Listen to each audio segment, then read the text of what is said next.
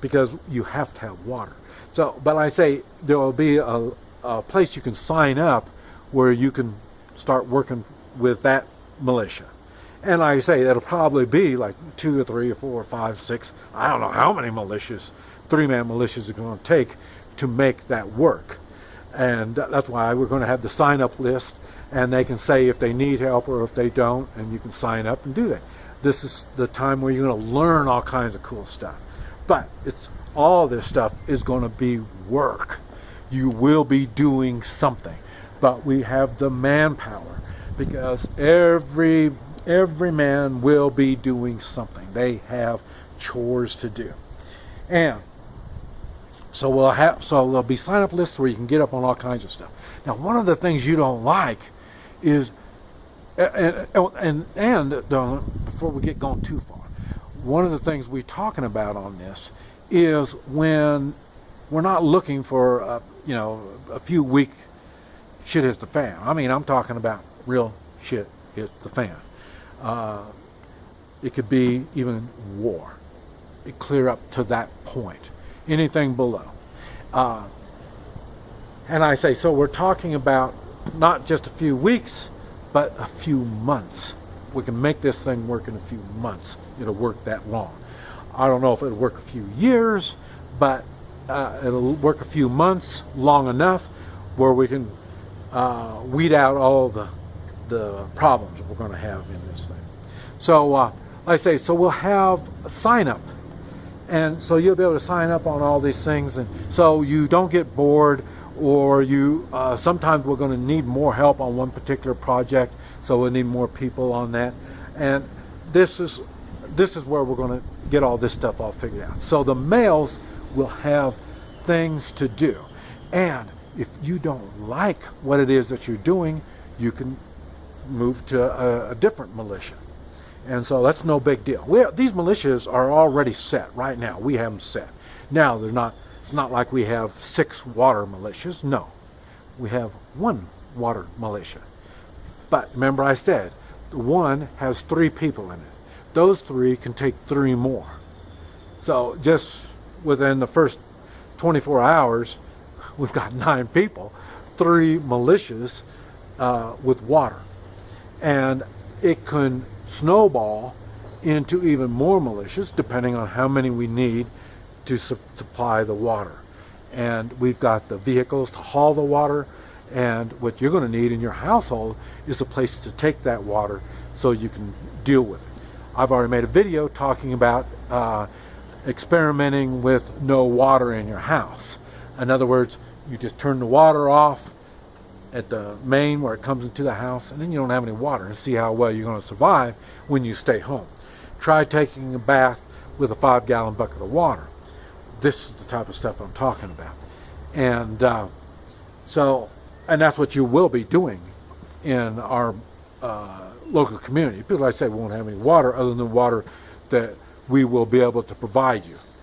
And because you have to have water, you have to be clean, you have to learn skills on how to take a bath, how to keep yourself clean, because if you're not, you're going to get diseased, you're going to get sickly. You get sickly, you're going to die. So we will help you with getting the water, the education on how to take a bath out of a bucket of water. There's going to be a lot of things you're going to have to learn. And if there's something, let's say you don't even like the whole system. Well, for one thing, everybody's got the freedom to leave. You don't have the freedom to come into our community, but you do have the freedom to leave our community. Now we're going to be really restrictive on who comes in, but if you don't like it, you can leave. It's no problem. And but I say you won't get back in. It's just like running a business. When your help quits and then they want to come back again, that's not a good thing. What it is, it lowers the morale of everybody when people are quitting and coming back, quitting and coming back. That's what's going to happen in our community. Well, look, John didn't like it, and he said he didn't like it, so he left. But he came back again because he found out it's not near so nice outside. And so that's why we're not going to do it. And you'll be treated like any other what do you call it? Any other refugee. So, but anyway, so if there's something, if you think this is, now you got to remember, none of us knows what we're doing. We all know that three-man militia thing, but trying to make it all come together and work, we all don't know. We're working together to make it done. I've talked about strong individuals coming together on a common goal. That's exactly what we're doing. Okay, now you don't like it. You don't like the way the system is going. You don't none of that stuff. You can sign up for the camp manager, and then you can sign up with them, and you can go in there and help them. They're the ones that are coordinating the water people, the food, the clinics, the meet and greet, the people coming in. They're the ones that are managing all this stuff, and it's a high pressure, nasty job. So I'm sure they're going to be more than happy to let you take it. So, but what they're going to do is there'll be one that has that responsibility, and it might just be for a couple, 2 or 3 days, and that's it. And then, but there's other people that are in that same militia that they're watching to see how everything goes and stuff like that, and then they'll move up, and then they'll take it and let the other guy take off. He might want to either just take off for a few days, or like I say, he had enough. I don't know. These are things that we'll have to work out. And that same thing applies to all of the different militias. Finding food, hauling water, security. I mean, how many people or how many men are going to like walking up? See, we got let's see, even here, we got a hill. We're in the mountains. We're in the top of the mountains. So that's the top of the mountains right there. But that's probably about as big as the hills are we have. And but I say we got a lot more trees. We're not as high. I mean, we're like I said, we're at 9,500 feet, so vegetation gets less here. Now we got a lot of vegetation, a lot of snakes, a lot of all kinds of weird stuff, and not every man is going to enjoy walking around up in all that stuff. Every day we need to be able to patrol that. We need to know what's going on. We need to see what's around us all the time. So there'll be some people that are getting that exercise. For me, one of the goals that I've got coming up is I want to get a mule, because like I say, I'm a little too old for that kind of walking. So what I'll do is ride a mule, because I want to know where every cave is, where every rock is. I want to know where everything is on top of that mountain. I want to know everything. Because like I say, we're going to have weapons, food, water. We'll have a lot of stuff stored, because like I say, we don't have what do you call it? Support system.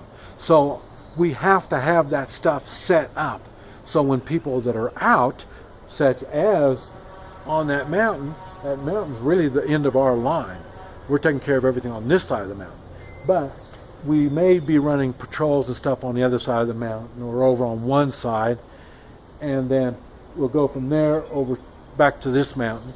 And so we need to know where the caves are, and we can store first aid stuff, food and water, ammunition, guns, this type of stuff. So when they get in trouble, they have a place to go. They don't come all the way back to where we are.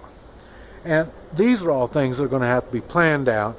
And when somebody has an idea, they take it to the camp manager, and then they discuss it, and they figure all out what we can do and how we're going to handle it, whether it's a problem or a solution. All this is all going to be taken care of.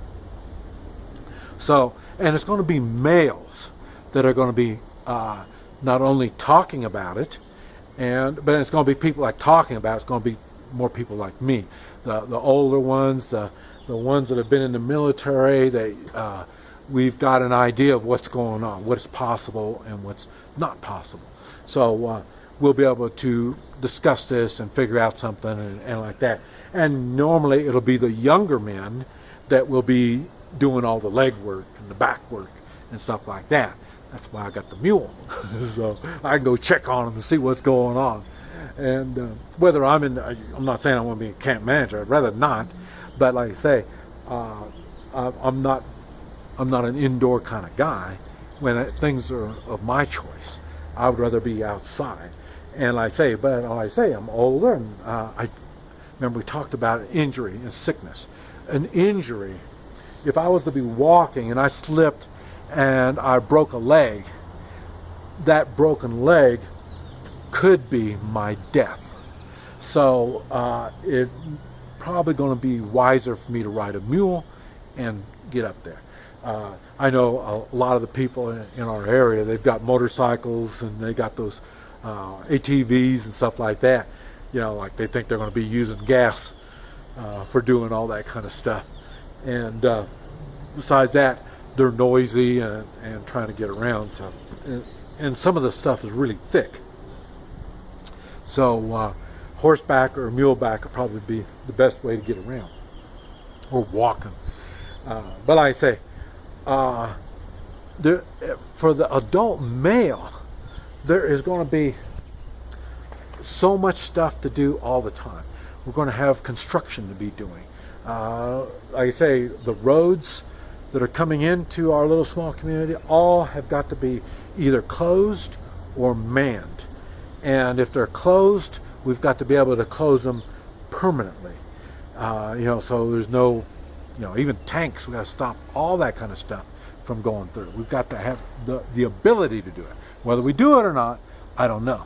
But we have to have the ability to do it. And these are things we need to think on, and in some cases prepare. Because like I say, when the time comes, there's things that we might have to do. Like I say, we don't really know how far this is going. And I've always, throughout my whole life, I've always prepared for the worst. It's really, really bad. And when I prepare for the worst, and then anything that falls short of that, it's a piece of cake. I can handle it. It's the stuff that can go to what I've prepared for that gets tough. But like I say, if I've over-prepared, I can handle it. If it's right at the line, it's not good. And then, because if it's right at the line, it's easy for it to go over what I've prepared for. And so that's why we're doing what we're doing. We're preparing everything. We've covered all aspects. We've got teams for security. We've got, in a way of, they'll be able to go to these roadblocks that we have and see if they're properly stopped. Will they stop, four-wheel drives? Will they, what are their capabilities of stopping? And what can we do if we had to make it even more impregnable? So, there'll be people doing that work. So they're going to be cutting trees, and like I say, firewood. We'll be cutting firewood. There's all kinds of things that we're going to have to be doing as full-grown males. And so expect to work a good 6 days a week, and we'll probably alternate. Not everybody gets the same day off, do the same thing. We're just depending on ourselves. So, but we'll have to work out some way or another. And like I say, that's all going to be in the detail that we're going to have to work out. But males are going to be making the hard choices. It's always going to be like that. But then again, we're going to be strong individuals working together. So in other words, when these hard choices that we'll have to make, we will have other males that we can bounce the idea off and see what we're going to do, get up some kind of procedures that we can do realistically what it is that we're capable of doing. And hold